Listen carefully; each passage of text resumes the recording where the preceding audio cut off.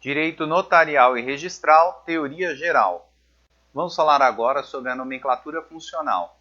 E para isso vamos destacar algumas palavras que são utilizadas dentro da realidade do serviço notário e registral. Começando então pelo registro, que é uma palavra plurívoca, podendo ter o seu sentido lato ou o seu sentido estrito. O registro é basicamente um ato jurídico e pode ser descrito em sua forma lato sensu ou em sua forma stricto sensu. Com relação à forma lato sensu, ele é um assentamento em livro, nada mais do que isso. Nos termos do artigo 168 da Lei 6.015. E o artigo 168 fala que na designação genérica de registro consideram-se englobadas a inscrição e a transcrição a que se referem as leis civis. E quando essa lei fala em transcrição e inscrição, está informando sobre uma nomenclatura antiga que era usada nos cartórios. Na verdade, a transcrição seria a inscrição de um ato integral ou um assentamento de um ato integral no livro, ou ainda o assentamento de um ato de transmissão de domínio.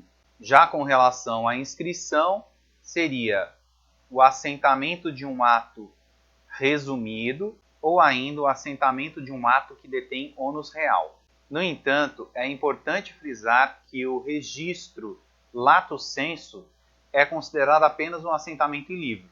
Não remete, então, a essa nomenclatura antiga. De forma contemporânea, seria somente um assentamento em livro. Ou ainda, o registro no seu sentido de ato stricto sensu. E aí nós temos três nomenclaturas distintas. Ele seria o registro propriamente dito, que seria o ato principal que está sendo descrito ou transcrito no assentamento. Temos ainda a averbação, também conhecida como ato marginal, é um ato modificativo do registro principal, ou ainda uma anotação, que é um ato de comunicação acessório. De forma contemporânea, então, nós temos que o ato stricto sensu, chamado registro, pode ser registro, averbação ou anotação. Temos ainda a matrícula, que é a base física do assentamento, ou seja, o documento onde foi assentado o ato. Portanto, é o livro inscrito. E do livro inscrito, nós retiramos a escritura pública, que nada mais é que um título notarial administrativo, nos termos do artigo 215 do Código Civil. E como podemos observar, o artigo 215 se encontra no título 5, que é o título das provas, e o artigo fala que a escritura pública, lavrada em notas de tabelião, é documento dotado de fé pública fazendo prova plena. E aqui também ele vai descrever os requisitos dessa escritura pública, que será objeto de estudo mais à frente. Temos que a escritura pública ela pode ser transcrita com base no traslado ou translado, ou ainda com base na certidão. Em aula anterior nós comentamos sobre a diferença do traslado e da certidão. No entanto, é possível encontrar três entendimentos diferentes a respeito desse traslado ou da certidão.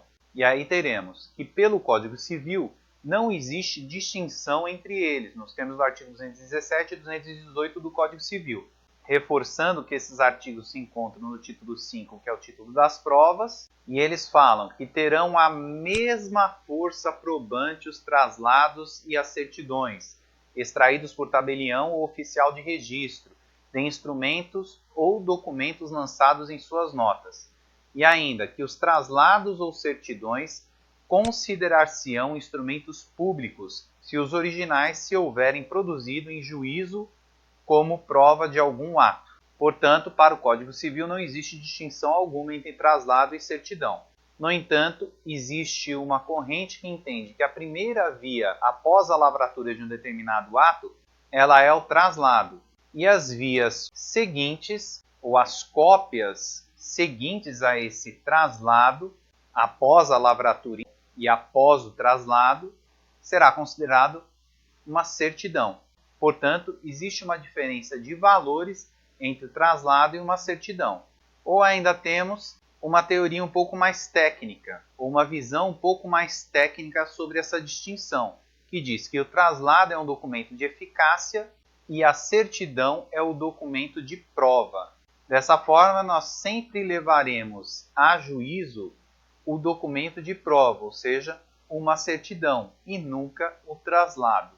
Portanto, temos aqui uma diferença técnica entre as palavras.